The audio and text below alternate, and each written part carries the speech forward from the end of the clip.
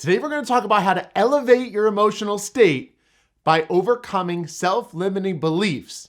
We're talking about the if-then beliefs specifically. Now get this. Think about how many times you have been held back from moving forward, taking action, living the best life that you could live by saying to yourself the following: if I try this and it doesn't work, then it means this. Now you can fill in those two if-then statements with a whole bunch of things. If I ask her out and she says no, then that means I'm ugly. If I try to get this job and I don't get it, then that means that I'm not good enough. You see where I'm going with this? So when we talk about how to elevate our emotional state, one of the ways we can do that is by identifying our if-then statements and realizing that these self-limiting beliefs are what's holding us back, lowering our vibe. Now, to break those self-limiting habits and those beliefs and that way of thinking, all we have to do is say to ourselves, listen, we are setting ourselves up for failure or fear of failure because we are anticipating a certain consequence. Now, oftentimes, the consequence that we anticipate we're going to feel is greater than the anticipated benefit as if we were to achieve that which we desire. So just to go over that again, if I want to ask someone out, if I want to apply for a job, if I want to try anything new, and I believe that what the outcome is going to feel like is going to be somewhere, let's say right here.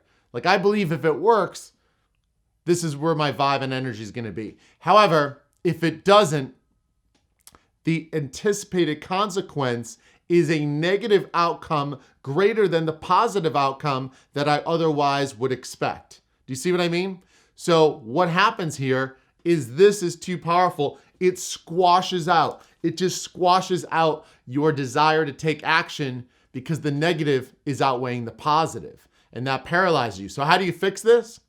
Well, two ways. Think about the two levers or metrics that you can manipulate. You can either increase the anticipated emotion that you would feel if you were to try something, and if it were to work out, which I would recommend you do both, you do that. So you raise it up. The ways to do that are, wow, imagine the opportunities I would have if I got this job. Imagine how great it would feel if she said yes. Imagine all the things that we would do the first week we went out. You see what I'm saying? Keep thinking about it, because don't forget, where you focus your energy and attention expands. If you keep thinking about how great something would be if it worked out, you will increase the energy and the size and the intensity of that emotion that you anticipate. Now, as this one goes up, now all of a sudden we want to take this one and knock it down. This is that emotion of, well, if it doesn't work out, then I'm going to feel like a failure or I'm a loser, or whatever it is, right? So what you do is you start to look at this and say, wait a minute, is it really going to be that bad? Is the consequence that I have anticipated up here really that bad? What's the worst thing that could happen? Yeah, you know what? If she says no, that's not a big deal. Boom, dropped a little bit.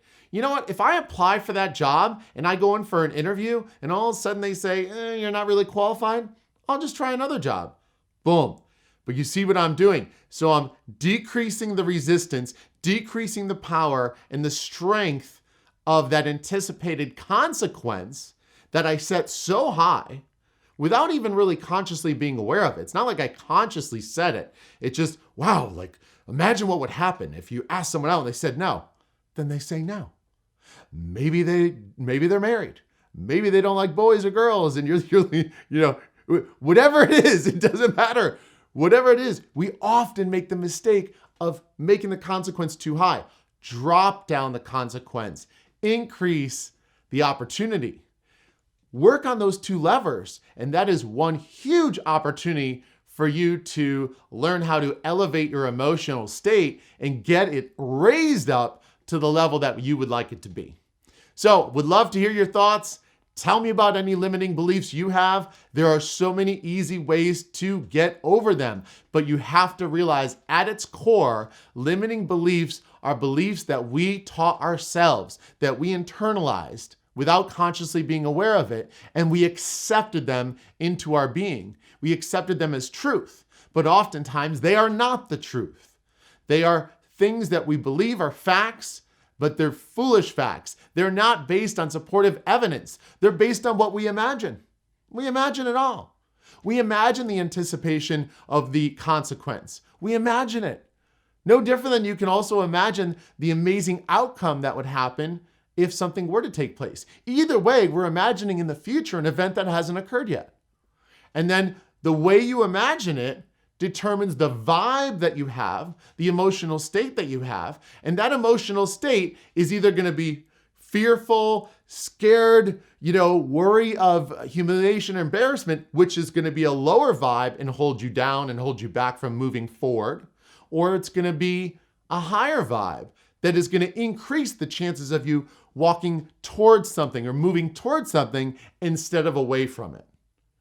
So, love you guys. Thank you so much for your time in this video.